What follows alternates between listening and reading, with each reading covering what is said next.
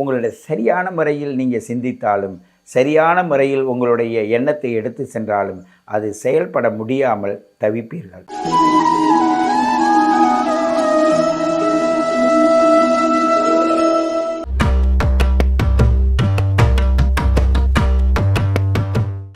வணக்கம் அன்பான சான்றோர் பெருமக்களே.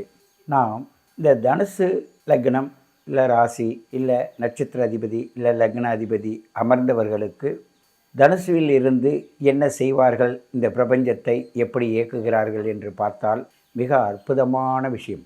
ஏனென்றால் இந்த பிரபஞ்சத்தின் ஆரம்ப முனையாக வைத்திருக்கின்ற மேஷத்திலிருந்து 9வது இடம்தான் தனுசு.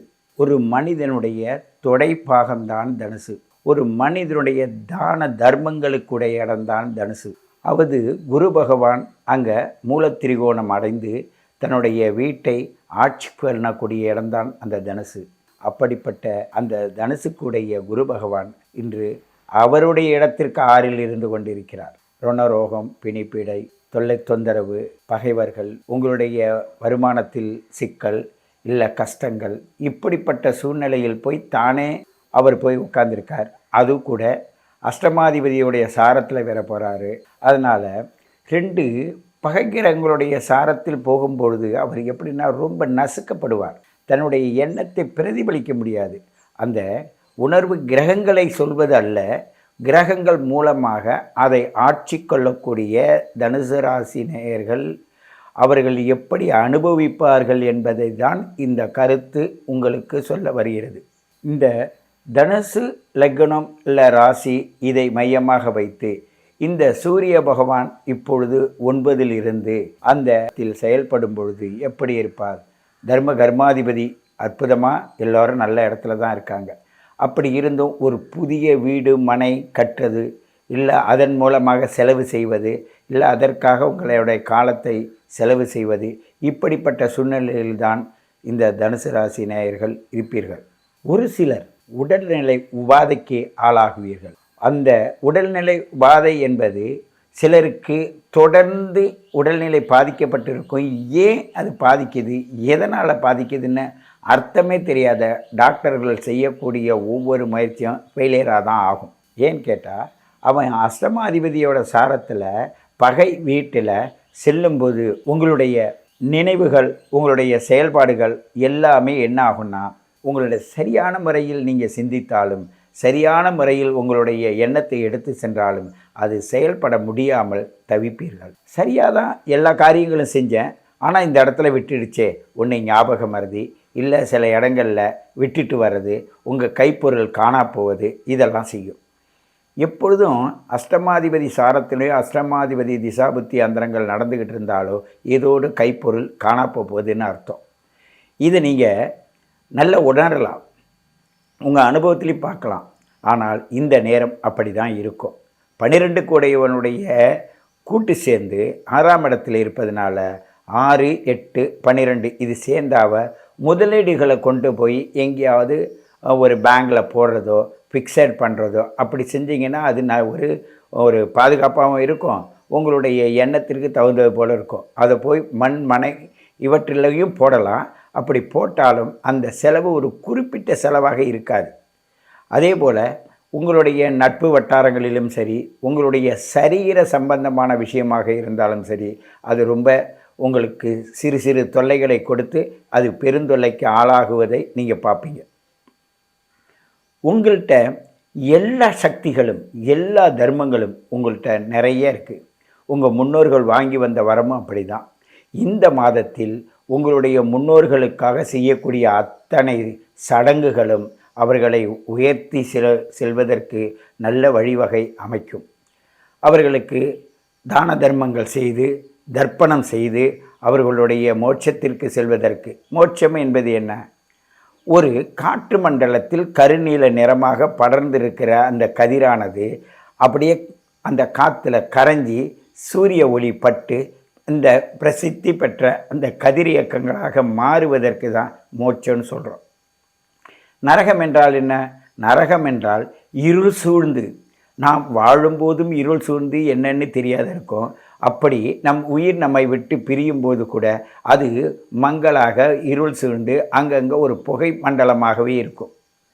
அப்போது கதிரியக்கங்கள் அங்கே வரும்போது அந்த புகை மண்டலத்துக்கு ஒரு நிழல் விழும்.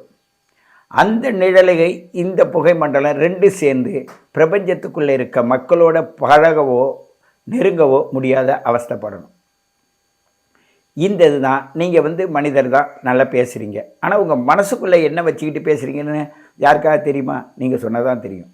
அதுபோல தான் நம்மளுடைய ஒவ்வொரு குணாதிசயங்களும் உள்ளொன்று வைத்து, அதுக்கு தான் பெரியவங்க சொன்னாங்க, உள்ளொன்று வைத்து புறம் பேசாத நிலை வேண்டும். அதுலேயும் இன்னும் அவையார் சொல்லுவாங்க, உன்னீர் உன்னீர் என்று ஓட்டாதார் தம்மனையில் உண்ணாமை கோடியிரும், கோடி ஓடுத்தும் குடி பிறந்தார் தம்மோடு கூடாமை கோடியிரும். இது மாதிரி கோடி பொருளுக்கு சமமானது நம்மளுடைய செயல்பாடுகள், நம்மளுடைய சிந்தனைகள், நம்மளுடைய பழக்க வழக்கங்கள், நம்மளுடைய நெறிமுறைகள், இத்தனைக்கும் காரணகர்த்தாவாக இருப்பது இந்த தனுசு லக்னம், தனுசு ராசி தான். இந்த தனுசு ராசியில் ஒரு மனிதன் உதயமாகிறான்னாவே அவன் பெரிய புண்ணியவான்னு அர்த்தம். ஏன்னு கேட்டால் அதோட திரிகோண ஸ்தானத்தை பார்த்திங்கன்னு வச்சுக்க, அக்னியில் இருக்கும்.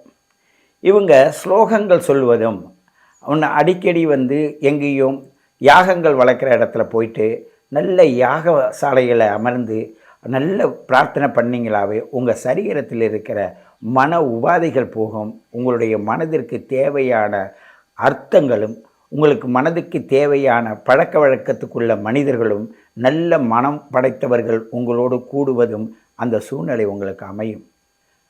எல்லாமே உங்களிடம்தான் இருக்கிறது.